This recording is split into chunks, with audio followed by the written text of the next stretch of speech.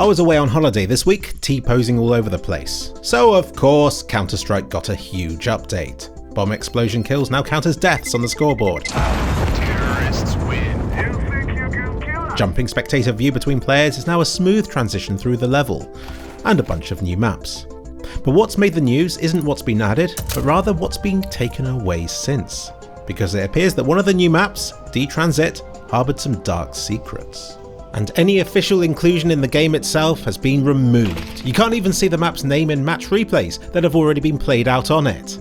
The map is still available to download and to play from the workshop page, with some recent voluntarily made tweaks from the map's makers to try and remove what they suspect of being the main issues that Valve had with the map. But any chance of it returning to the game within an official capacity is probably quite slim. What caused it to be pulled from the game hasn't been officially revealed, but we have some pretty good guesses for why it could have been. The first reason is this background building right here, which people have identified as being a pretty accurate rendition of Dr. Doofenshmirtz's Evil Inc. from TV show Phineas and Ferb. Bit of a potential copyright infringement right here, and Disney is notoriously protective about their copyright. However, what's possibly even more concerning is it's also an icon for a crypto meme coin known as FPI Bank, and with some other references around the map to Bitcoin, it almost suggests ties between this map and a crypto coin. And I'm sure Valve wouldn't want to be associated with shady stuff like crypto, Disney or gambling. And to further blur the line, FPI Bank's Twitter account tweeted out support for its inclusion in CS2. Is this all some kind of weird marketing ploy? The meme coin even saw a rise in value in the weeks leading up to the map's release, although it then died down again. So is this insider trading? Coincidence? If you were Valve, you just wouldn't want to be associated with this sort of thing, would you? Now all these details still haven't been removed from the map, even after the latest, very informative update as of today. Although, given the backlash these elements are receiving on social media, I wouldn't be surprised if they're the next to go. There's also this building here with the MMM logo, which clearly refers to MMM, a Russian Ponzi scheme that caused between 5 and 10 million people to lose their savings. That company got shut down but later got rebranded and has since gained tens of millions of new victims because people just don't learn, do they? The next thing people noticed were these stray cat posters dotted about the map, which when collected would unlock an Easter egg that caused a cat in a bucket to go flying through the air. The problem with this addition isn't animal cruelty, but it's that the cat seems to have been from the game Stray, so yet more potential copyright infringement right there. And this has been removed in the latest updates, suggesting to me that the map's makers consider this to be more of a reason for the map's removal than all the Ponzi stuff mentioned earlier. But it doesn't end there, for these cat posters harbour an even more sinister secret. Because this sort of Easter egg in Counter-Strike requires a bunch of entities to be made, stringing the game's logic together in the background. And one of those entities had a very controversial name, which I shan't utter here, but use your imagination as to why this could have been seen as inappropriate. These entities are invisible in-game. It's understandable why it might slip by people reviewing the map by running about it before deciding to feature it in the game officially. But a quick scan of the file names would have revealed this entity, and for the short time that the map was included in Counter-Strike, this name of the entity was visible in-game if you typed ent_fire into the console, which displays a list of entities within the map. You can't see it now because it's been removed. So what happened here? Why on earth would a mapping team risk it all on something so pointless and blasé? Maybe it was added for malicious reasons, because there's a thrill of adding something naughty to stuff and hoping you get away with it. I do it all the time in my stuff. Something that comes to mind is that surgeon who branded his initials into a patient's organ during surgery, clearly assuming they could get away with it. But they didn't, and they were caught.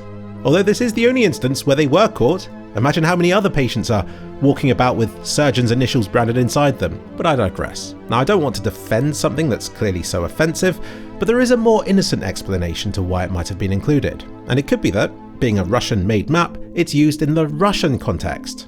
And there it's not seen as being such a slur, due to semantic shift. Let me explain. This offending word isn't native to Russia. Rather, Russians hear it in American rap music and then start using it. Not for the slur it's known by, but just because it seems cool and exciting to use a foreign word, and eventually it becomes a semi-official Russian word too, but without the original meaning, context and connotations. The word has taken on a life of its own in a completely different region of the earth and in a completely different culture from where it was from. So knowing that it's a map made by Russians who might be using it in the Russian context could explain why it might have been added to this map more innocently. I can think of an English equivalent, like if I made a map and called this entity right here a fag, people who know how to speak English wouldn't think anything of it, but in a foreign place that can't speak English, like America, it suddenly becomes an offensive term. And over there, the worst is assumed, because clearly everybody in the world has to be completely versed on everything American because it's the only place in the world that matters. And with that in mind, regardless of the reason for Transit's offending entity name's inclusion, now that it's made its way back to an English-speaking audience in an American-owned game, it can potentially cause significant problems. The map's lead designer, Rakuda, has posted publicly about it. I'll go by what's said here, though that's rather ironic given everything I've just said. Though if you can speak Russian or want a different interpretation of his words, then there is a spoken video of it on YouTube where he explains the situation. This text post has been criticised on Reddit for not being apologetic or remorseful, and I felt like the auto-translated version of his YouTube video came across a bit more apologetic. So listen to it for yourself. I'm really not the best person to interpret specifically how his words and message was meant to sound, so just bear that in mind as I summarise what he says here, because some of this does sound quite poorly translated. He takes responsibility for the entity and wants his colleagues to be innocent of any blame.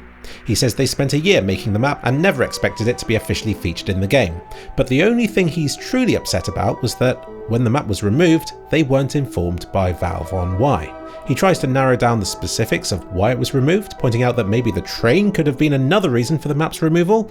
In my opinion, there are several potential reasons for why this map was taken out of the game, but the real answer is probably a combination of all of them, giving Valve cold feet. Either something shady is going on, in which case it's right to remove it, or they've done too good a job of world building by referencing lots of real world things, in which case it lands in a very weird grey area where it's probably better just to remove the map than to risk any consequences. Ultimately, this is what Valve gets for relying on the community to provide content for their game, and one of the extra risks that comes with that approach. But what a shame it is. So much time and effort invested into an otherwise very high quality and beautiful map. People on social media have spoken about how it was the best of the new maps to be added. Transit's workshop page has garnered hundreds of mostly Russian comments remarking on how unjust its removal was. It seems to have been a genuinely well-made and well-loved map, plagued by lots of stupid and potentially incriminating Easter eggs. And I fear the repercussions may extend far beyond this single map, and they may change the way in which Valve decides to include community-made content in the future. So for now, Valve has done the blanket removal approach, and in the process likely incurred the wrath of the Barbra Streisand effect. And in their effort to remove it, it may mean that Transit is remembered longer and more vividly than many of the other maps featured in the game without a problem.